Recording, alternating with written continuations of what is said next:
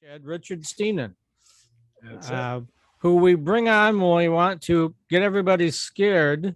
And this week's scary topic is let me pull it up. You sent it to me earlier, and something about those folks in the police force are now able to monitor your phone calls. Is that something along those lines?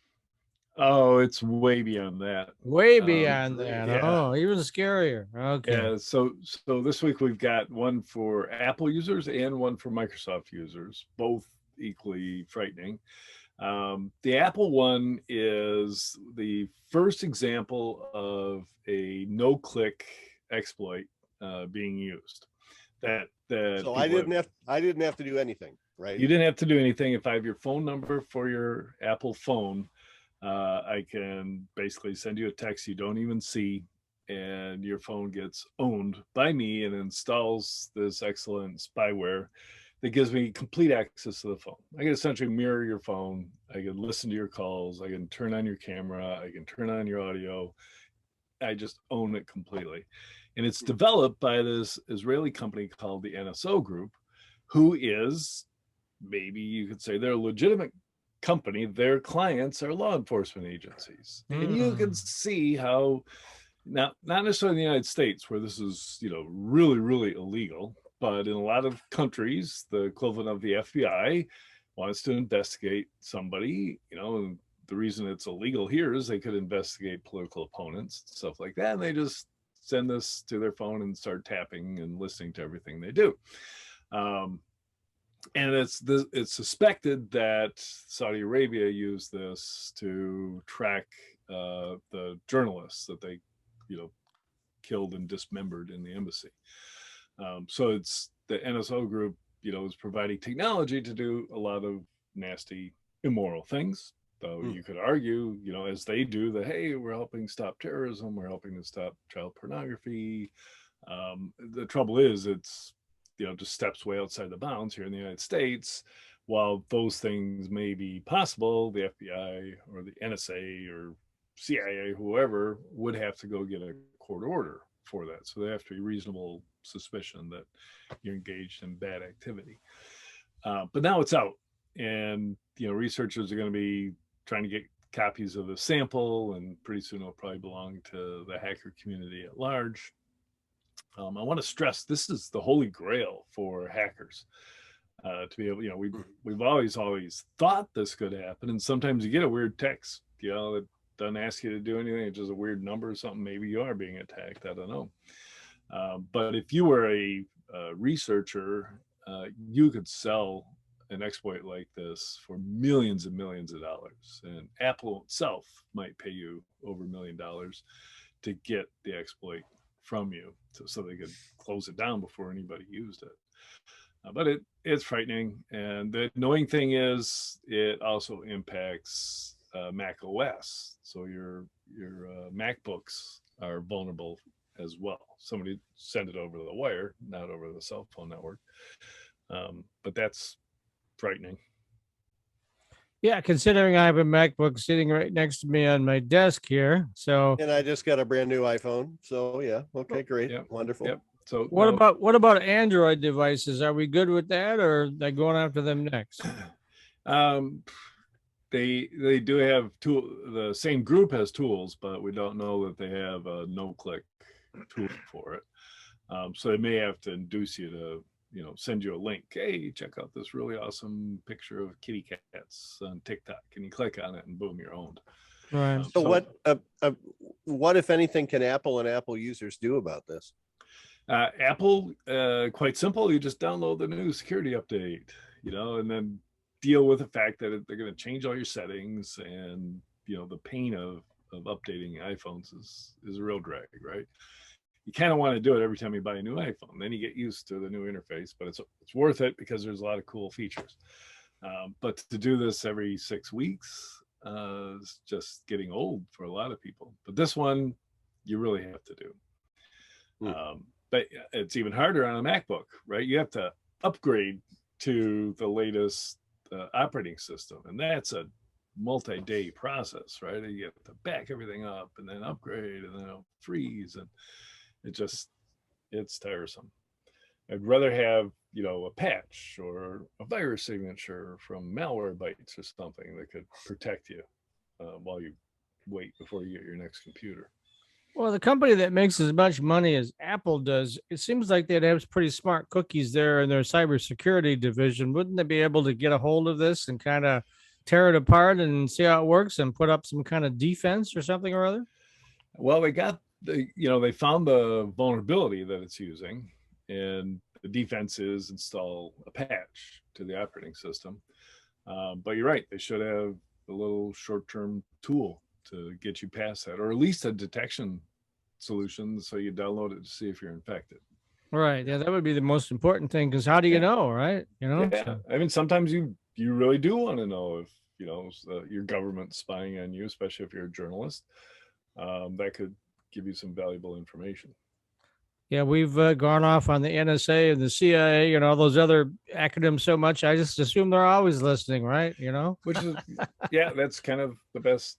Certainly, I always assume they have the capability, right? Hmm. And it's your only defense is having nothing to hide, as I That's it. hate to I'm hear a people say. clean sheet of paper here. Come That's Just, right. look if you want, right? Yeah, Waste your time. just be real boring. That's right. Yeah. yep, That's it. I just real boring stuff. yep. So, all right. So that was a good start. So, what else is out there that's hot in the cybersecurity world these days?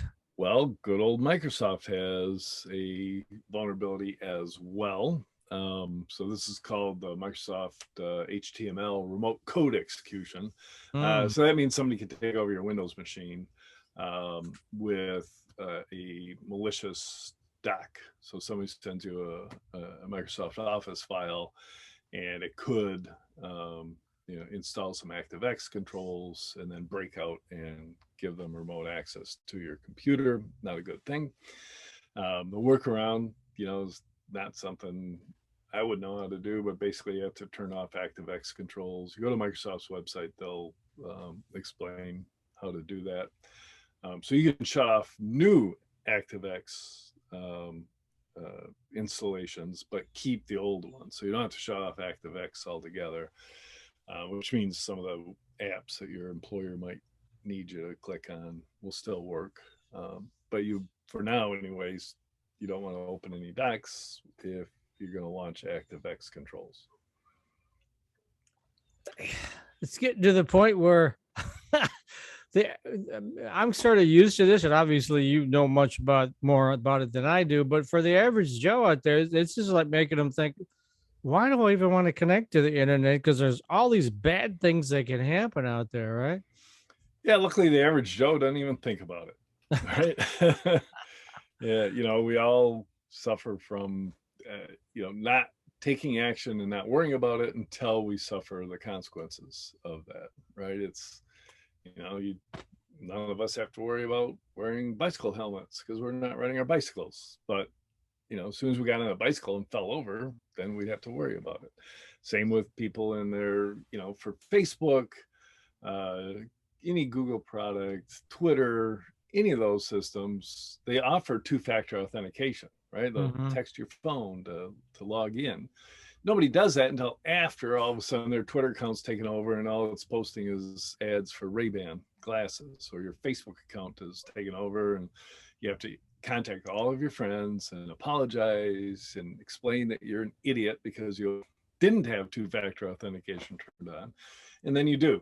So it's like, and you see this, kind of fractally repeated at all sizes of all organizations. Your Colonial Pipeline doesn't even have an adequate security team, so they get whacked by ransomware, and Now they don't have that's the backups. most amazing one of all is all the money that must move through that pipeline, how big of an operation that is, and they got caught.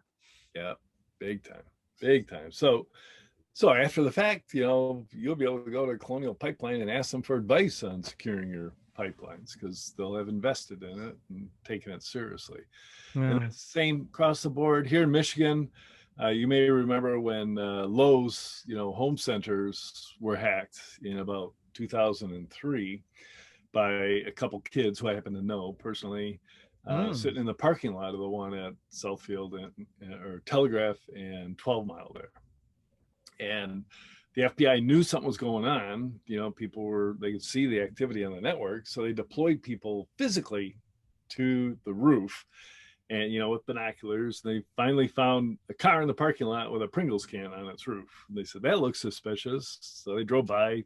Then they followed the car back to an apartment up, I don't know if it was in Mount Clemens somewhere, and then arrested the two guys that were in the car.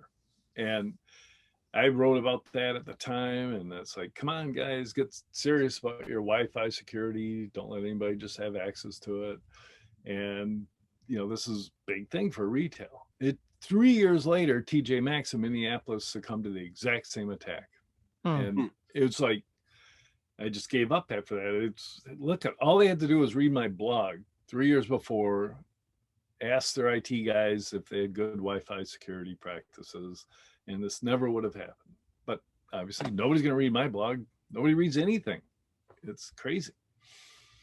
Well, you think these big operations, like you say, Richard, I mean, they're making, in this case, maybe billions of dollars, and they can afford to have a really good security team, but I guess they don't look at it, they look at it more as a cost center, right? And rather than something that they have to do to protect the data and all that, right? Yeah, that's exactly the problem. Big profitable companies aren't big and profitable because they just spend money uselessly.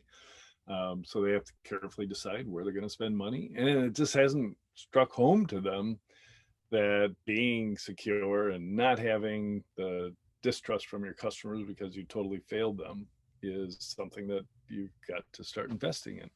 Look at T-Mobile. I'm a T-Mobile customer, and then when that went down, I had to change a bunch of stuff on my T-Mobile account.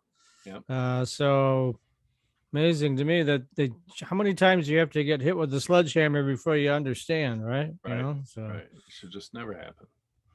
So, and it's no, we don't blame a company like SolarWinds, who was attacked by a super sophisticated group out of Russia. And, they infiltrated their network, got on the developer's desktop, changed the code for SolarWinds product, allowed it to be uploaded to the repository and then distributed to 18,000 customers. That's sophisticated. That would take some real good security to stop.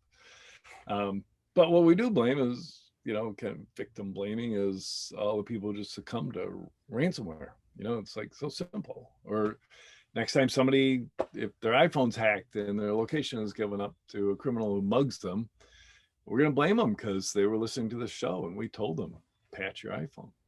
Yep. There you go. Coming down to the end of the segment. Now, I'm going to let you do a shameless plug for your security yearbook there. I'm sure you have it handy, right? Yeah, I do. I always do. Oh, there you go. Special today. There's a discount code. If you go to itharvest.com/shop and you want to buy Security Yearbook 2021, 50% off the cover price. Whoa. If you use the code InfoSec Live, all one word. INFOSEC Live. That's it. Okay. All right. And if they want to reach out to you personally, you want to give up your email address? Yeah, you can always reach me, richard@it-harvest.com. That's right on my LinkedIn profile if you ever look at the contact information. All right. Sounds great.